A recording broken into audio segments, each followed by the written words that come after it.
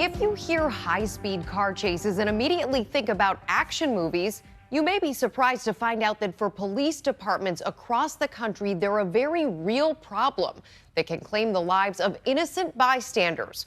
What makes a car chase take a deadly turn? ABC's Philip Mena buckles up tonight to find out. They're often so dramatic we can't look away.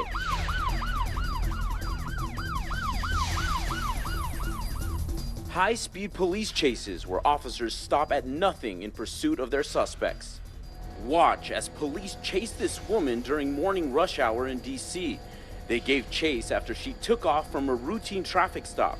You can see her driving off the road, swiping commuters along the way. In Northern California, a car slams into this sidewalk cafe while being pursued by police. The driver, wanted for alleged domestic violence, was caught, but not before he pinned this customer against the wall. He has since taken a plea offer for reckless evasion and felony hit and run. Time and time again, we see police chases end in injuries and even deaths of innocent bystanders. Now, some police departments are taking steps to prevent these accidents. It's unacceptable collateral damage. When you see kids on the block, stop your chase. A USA Today investigation found that more than 5,000 bystanders and passengers have been killed in police car chases since 1979. Tens of thousands more have been injured. And over 90% of all chases are for non-violent crimes, making the pursuit itself often more dangerous than the original violation. It's upsetting. It's very upsetting. Jessica Herrera Rodriguez knows what it's like to lose a loved one to a police pursuit.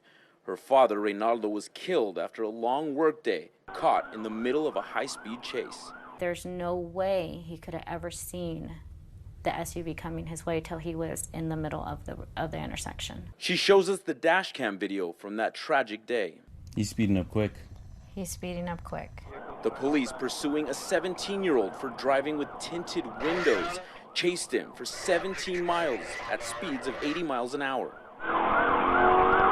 Do you hear the engine on the police officer speeding up? It's revving up. He's revving up. And look at this vehicle right here. Oh, he almost hit him. With the police in hot pursuit, the team blew through intersections, school buses, and a two-way stop, finally hitting her father's car, killing him instantly. I look at the pain that my brothers go through, my sister, my mom, the grandkids. My 4-year-old that never met him tells me, "Mom, I'm so sorry for what happened to Grandpa Tiny." That was my dad's nickname. In the meantime, she's taken her cause to Capitol Hill. The goal is to hopefully get legislation to fund pursuit reduction technology. Technology that she says can help reduce the number of needless deaths. Okay, how does it work? Can you walk me through that? Police in Austin are one of some 20 departments across the country testing StarChase, a new GPS tracking technology. When the officer feels that a pursuit is likely to occur, he simply pushes one button and a GPS projectile through compressed air fires from the front end of the vehicle, and then it attaches itself to the suspect vehicle. The tag contains a GPS tracker that police can monitor remotely. Here in this command center, they can track in real time the suspect's whereabouts and alert the officers where it's safe to make an arrest. Officer Albino Cadenas patrols the streets of the East Austin neighborhood he grew up in. We're ready to go. Looks like this tagging system has made it safer for not only you, but for the people out driving around. Motorists, absolutely. We don't have to risk ourselves to trying to catch this vehicle now. And if it leaves our jurisdiction, we'll let neighboring sectors know the vehicle's entering, and they'll start pursuing it or following it. Austin PD claims StarChase has been a success. Since 2013, the system has been deployed nearly 40 times with 100% arrest rate, with no crashes or injuries in those cases. They've ordered 10 more units at $5,000 apiece. How difficult is it to be the one pursuing? It's extremely difficult. You have to account for what the suspect is doing, keep eyes on him. You have supervisors asking you what's going on, what are you doing, where are you going, how fast are you going, what are the road conditions. All while pursuing a suspect. Each police department has its own pursuit policy, but they all rely on the officer's best judgment on whether to chase a suspect, and most do, maneuvering around multi-lane highways, speeding through intersections, and navigating narrow residential streets. To find out firsthand what a police chase feels like, we sought the help of Commander Travis Yates, a 22-year veteran of the Tulsa Police Department. All right, let's do it. What am I at now? So we can get a baseline. And yeah, you're 80, 90.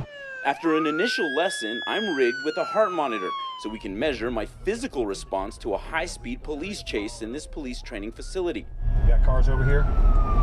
Make sure they see you. Let's go get them. In the pursuit drill, my heart rate skyrockets, up from 84 to over 170. Adrenaline surges through me. All I was doing in that moment was focusing on chasing it. I was not really noticing too much else. I was trying my best to, but again, when you got the lights and the sirens going and the adrenaline pumping, it makes it pretty difficult to really make rational decisions. Something that police officers we spoke with say they struggle to keep in mind when the surge to chase kicks in. It's real difficult, and a lot of officers have a hard time dealing with it. Most police officers are in it for the right reasons. They're in it to serve. They're in it to bring bad guys to justice and justice to their victims. It is hard to let somebody go. With stricter regulations, Jessica hopes other families will never have to experience a tragedy like she has. I know that there is a loss that's felt greatly. And when I look at this picture, that's what I see, is that we're a big family and we were so happy. And now the pain that all of us live with since that day, it didn't have to happen. For Nightline, I'm Philip Mena in Tulsa, Oklahoma.